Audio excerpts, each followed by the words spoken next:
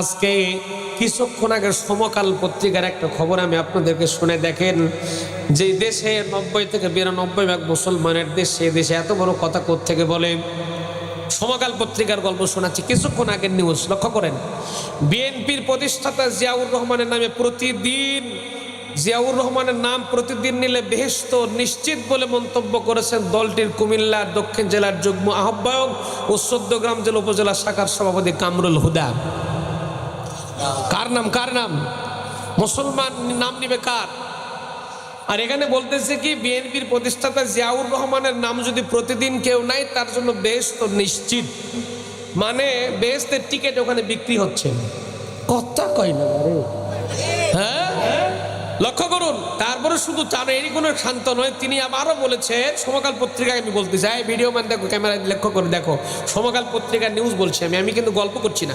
জামাতের স্থানীয় নেতাকর্মীদের সমালোচনা করে তিনি বলেন, একটা দল জামাত আমাদের সঙ্গে ছিল, তারা অতীতে আমাদের উপর ভর করে ক্ষমতার স্বাদ পেয়েছিল। কে বলতেছে? ওই কামরুল হুদা নামে বিএনপির যিনি নেতা। চৌদ্দগ্রামবাসী জানে তাদের ভোটের হার কত। আগামী নির্বাচনের সময় প্রতিটি কেন্দ্রের জন্য 200 করে ছোট লাঠি প্রস্তুত রাখতে বিএনপির নেতাকর্মীদের নির্দেশ দেন তিনি। কথা বোঝেননি? শুধু তা নয়, লক্ষ্য করুন, আরো কথা আছে। নাম প্রকাশে অনিচ্ছুক ওই সভায় উপস্থিত দলের একাধিক নেতা বলেন, কোন মুসলিম এমন বক্তব্য দিতে পারে? তার এমন বক্তব্যে আমরা বিস্মিত। দলের প্রতি অতি আবেগ দেখাতে গেলে যা হয়, যেখানে অনুষ্ঠানের আয়োজন করা হয়েছিল এর পাশেই মসজিদ, জোহরের নামাজের সময় হলে তিনি কামরুল হুদা মুয়াজ্জিনকে মাইকের পরিবর্তে মুখে আজান দিতে বলেন। এর সময় অনুষ্ঠানের বিরতি না দিয়ে চলমান রাখা হয়, এতে সমালোচনার সৃষ্টি হয়। এখন চিন্তা করেন, যে দেশ মুসলমানের দেশ, সেই দেশে মাইকে আজান দেওয়া যাবে না, ওদের কার্যক্রম, দলীয় কার্যক্রম চলবে, প্রয়োজনে তোমরা মুখে আজান দাও। কথা কয় না। আপনি দল করতে পারেন, করেন, আমার আপত্তি নাই, কিন্তু ইসলামের উপরে, কোরআনের উপরে, আলেমদের উপরে হাত দিবেন আমরা সহ্য করবো না, ঠিক কিনা?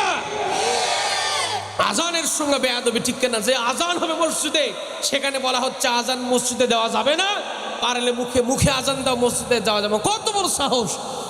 90 থেকে 92% মুসলমানের দেশে এত বড় কথা বলতে পারে, এরকম মুসলমান থাকতে পারে? কথা কর দেখে। আমরা দল মত নির্বিশেষে কোরআনের হক কথা বলবো, ঠিক কেন জোরে কর।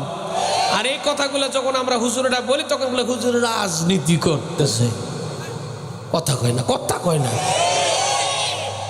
আমার প্রিয় ভাইরা, আগামীর দিন যদি আপনারা কোরআন দিয়ে সাজাতে না পারেন, তাহলে বড় বিপদ অপেক্ষা করছে।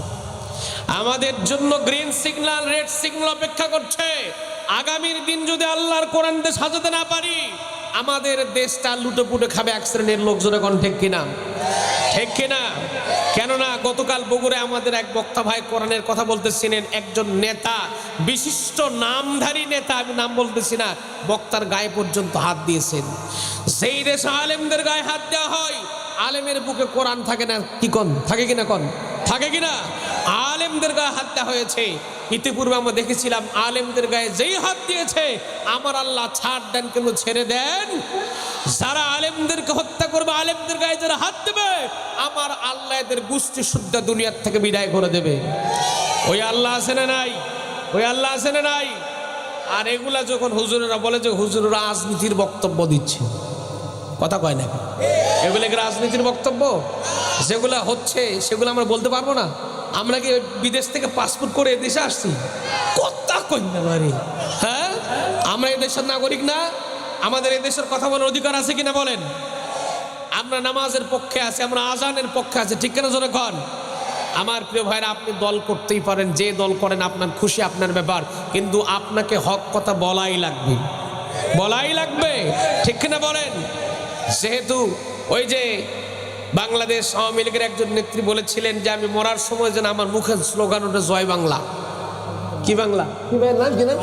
আইবি রহমান। দেখেন, মানুষ চায় আল্লাহ আমাকে মানে হালতে নিও, মৃত্যুর সময় আমার মুখ অন্তত কালেমাটা মুখের মধ্যে দিও। মানুষ চায় না? আর উনি চাইছে, কি সুন্দর দোয়া করছে, আল্লাহ আমার মৃত্যুর সময় আমার মুখে দিও জয় বাংলা। আল্লাহ ফেরেশতাকে একে রেকর্ড করে রাখ, মরতে দেরি, বাটাম ফাটাতে যান দেরি না হয়। কথা কয় না বাড়ি। আমার ভাইরা, হচ্ছে আপনাদের আমি বেশিক্ষণ ওয়াজ করি না, খুব অল্প সময়ের মধ্যে কিছু কথা বলি ছেড়ে দেবেন, ইনশাআল্লাহ আপনাদের বেশি কষ্ট দেব